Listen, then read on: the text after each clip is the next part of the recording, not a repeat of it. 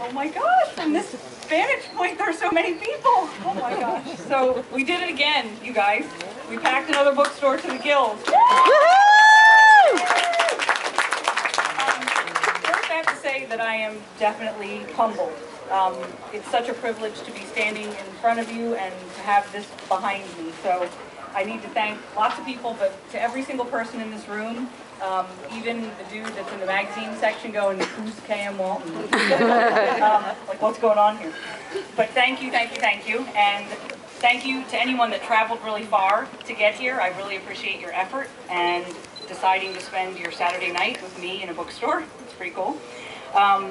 Stephanie Stoltzfus, the lovely lady that introduced me, she was my partner in crime in planning this event, and she's the community relations manager of this store, and she deserves an enormous thank you, and I'd like to give her a round of applause. She's my hero of the night. To every other Barnes & Noble employee, all the lovely people back there selling the books, and the people over in the cafe, thank you for all your effort to make this night happen. Mike is the cafe manager. He's the person who got all that food organized, so please eat all of it, because I don't want to take any of it home, except maybe the pretzels. But yeah, so definitely have at it. It's really good stuff. And to my family, especially my husband, who's in this crowd somewhere, and my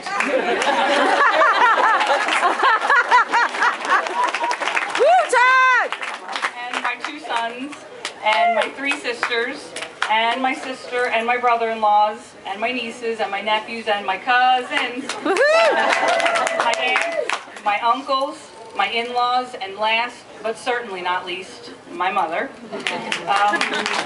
Your love and never-ending support have gotten me here. I would not be standing here without all of you in my life. To my friends, my childhood, my college, my teaching, my writing alike, you deserve a mountain of gratitude as well. You each played a very integral part in my journey that has me launching my second young adult novel tonight. So thank you. And to anyone in this room that I don't know, you're pretty cool for being here, and thank you for coming out to help me celebrate this new book. So now on to the most important reason why we're here tonight, Empty. Empty is Dell's story. Here is Empty. And Dell is in pain. Empty is she's a 17-year-old girl. She's not in the kind of pain that would require a Band-Aid or stitches, though. Dell's pain is in her soul. It's in her heart. It's in her very skin. Dell's pain makes it nearly impossible for her to focus on anything else. It's consuming her. She's overweight, which, remarkably enough, renders her pain practically invisible to everyone in her life, except, of course, when they want to humiliate her. No one takes the time to see her, to see that she isn't happy, to notice her broken heart, her deflated sense of self. No one. The important people in her life are not there for her, when they should be, and they all fail her, miserably. I've gotten asked quite a few times, why did I write this book? And the reasons are many, and in my opinion, important. But I think my main motivation was to give a voice to the forgotten, to the invisible, to the silently suffering, brokenhearted. And I want readers to see and to understand that words matter, whether you speak them or you type them online. What you say or do, and say something about somebody else, it has the potential to either lift them up from the depths of their darkness, or it can push them down farther, and it can rip them to shreds. So it's a deeply unfortunate reality that not everyone in life has a happy story, and life is not easy for many people, and life is not easy for Dell. She's struggling with crippling depression, alone. Her parents have gone through a nasty divorce. They had to sell their home, and she and her little sister Maggie and their mother had to move into a crappy 2-bedroom apartment with her father, the one who ruined everything by cheating, and he gets to move forward with his life, virtually unscathed. And Dell cannot really understand, but I'm going to let Dell explain in her own words. Quick backstory. Dell's father is an expert at disappointing her. She was supposed to spend the weekend with him, working on her science project, and he unexpectedly cancels via text message that he's taking his new fiancée to wine country. And this scene happens just after Dell receives the text.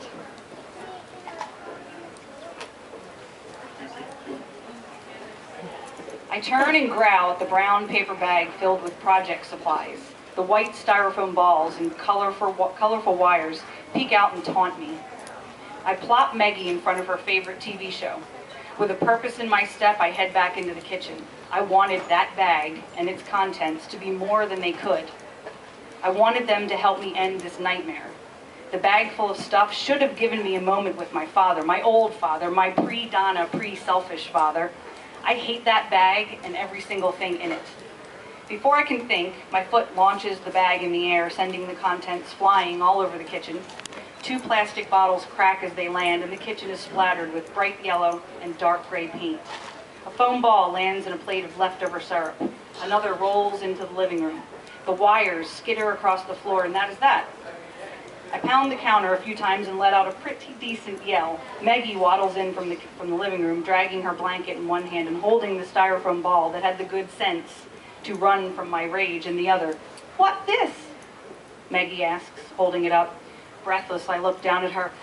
"It's nothing, Megs." She drops the ball and scurries back to her show. I survey the mess that I created. That's when the tears come.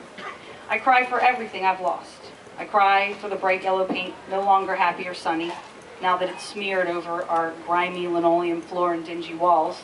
I cry for the syrup-soaked styrofoam ball, which is ruined. I cry because my father is never coming home. I cry for it all. And then I spend the next hour cleaning up my anger. So that is Dell's relationship with her dad. The book starts out with Dell having gained a tremendous amount of weight. Food gives her comfort, it provides her temporary happiness, and Dell reasons that her weight gain may be the biggest factor that her best friend Kara is slipping from her life. That and the fact that Kara has suddenly been included in the popular group, whatever that means. But Dell has also been cut from the softball team because of her weight gain, a team in which she had a lot of hopes and dreams attached. Like I said, Dell's life is not easy. This scene I'm going to read you is with Dell and Kara, and it's the day after she's cut from softball, and I think this interaction sums up their friendship, and I use that term very lightly, perfectly.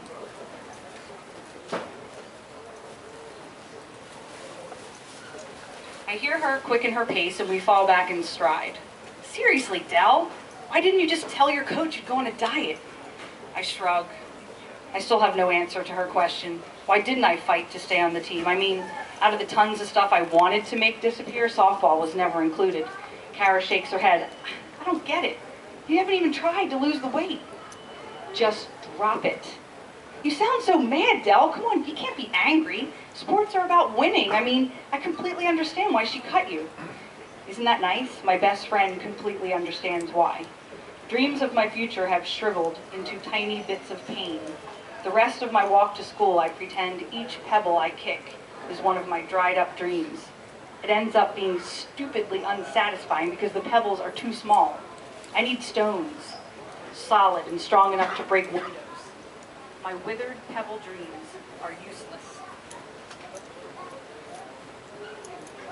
Empty and weak, like me. In a blatant attempt to change the subject, Kara says, Did you do Zuckerman's homework? That man is a sadist. Who gives 17-year-olds 85 trig proofs to do in one night? He's sick." I tuck my hair behind my ear because I want to tell Dell that I don't care about the homework, Mr. Z, or anything really. I want to tell her how dark it is inside my heart after getting cut from softball, how I couldn't sleep, how Coach's words looped in my brain for hours, haunting me all night long, but I don't say anything. Kara's not good with the emotional stuff. She sort of shuts down or changes the subject instead. Besides, she'd probably abandon our friendship if she knew how fragile I felt right now. And then I'd have no one.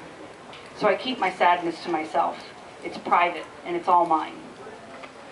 So that's how she feels about Kara. So I'm going to leave you with this. When you finish reading Empty, I want you to remember something. Sometimes happy stories don't penetrate the soul deep enough to change behaviors. Sometimes it takes empathetic or sympathetic tears to inspire action. If Dell's story touches your heart, do something about it. By do something, I mean this. Reach out to the people in your life who are in pain, who are lonely. Write them an email. Pick up the phone, give them a call. Let them know you care somehow. And on the flip side, look out for fellow human beings in pain that you don't know. People who are alone or depressed, bullied, anyone publicly humiliated. Smile at them. Say hello. You could go big. You could write them an anonymous note to lift their spirits, let them know you care. And, whoops, there's a website. It's called projectlinkup.org. Project Link Up.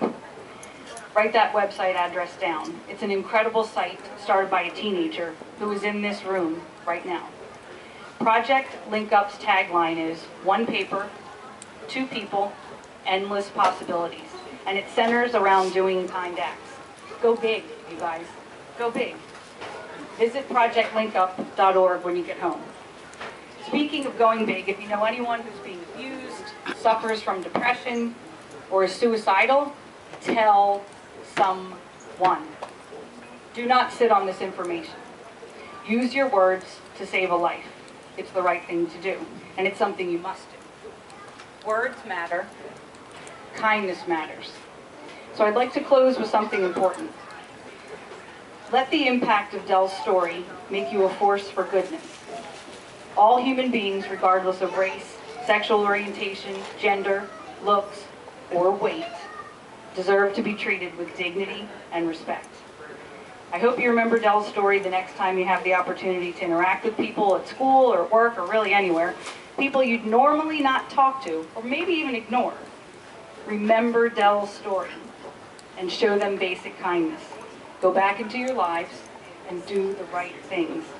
Be catalysts for love, be catalysts for kindness, and never forget Dell's pain. I love you all with all of my heart, even the dude in the magazine section. So thank you all for coming.